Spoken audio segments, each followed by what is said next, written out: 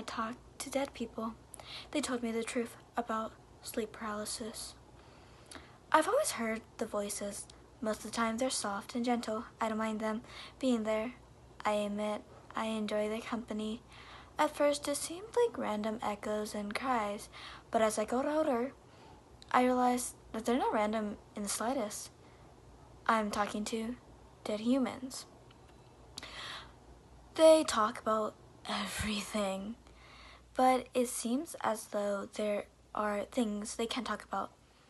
I've made a list of few general rules, but that's a story for another time. I laid in bed. I don't normally have much trouble going to sleep now. I used to. The voices were too loud, but now I've gotten used to them, and over time I've convinced them to settle down when I sleep.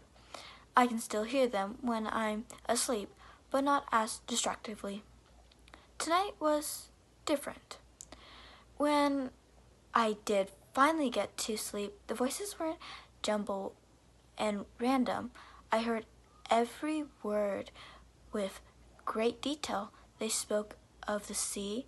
I saw myself standing on the beach in my dream. They spoke of the mountains. The image changed to a valley landscape, green and lively. Lastly, they spoke of the wind.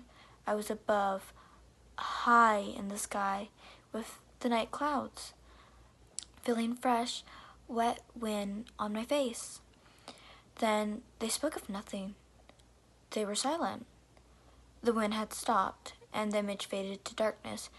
It was like I was watching a broken projector. A new image formed from static, my bedroom ceiling. I saw the room form from the top down. Am I awake? I reached for my phone. Nothing moved. It was as if I didn't have arms. Startled, trying to sit up. Nothing moved. I tried to speak. My mouth didn't open. I began to panic. I fought the force holding me back, but there was nothing to fight. My head was spinning. My body seemed to move with it. It felt like my weight was shifting in circles. Wake him up. He should stay still. It will pass. Again, they fell silent. My bedroom door opened. Don't look him in the eyes, Joey. He will leave.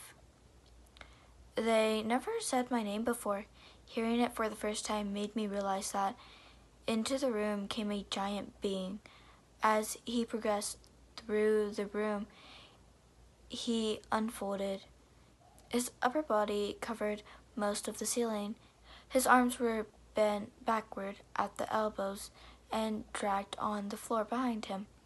I closed my eyes. I tried to scream. Silence.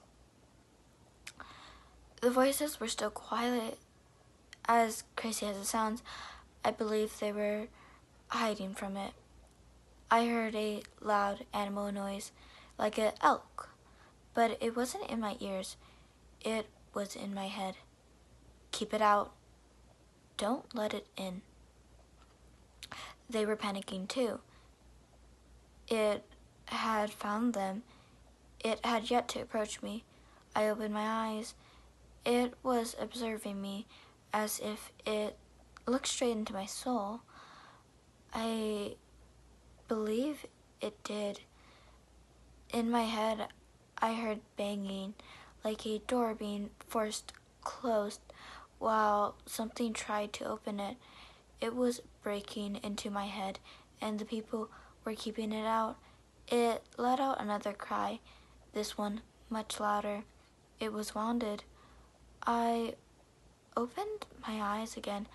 I saw it fumbling around my room. It was complete agony.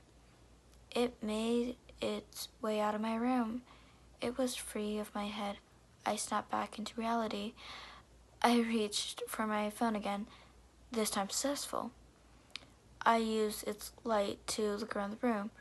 My breath and heartbeat were panic and irregular. The door was closed.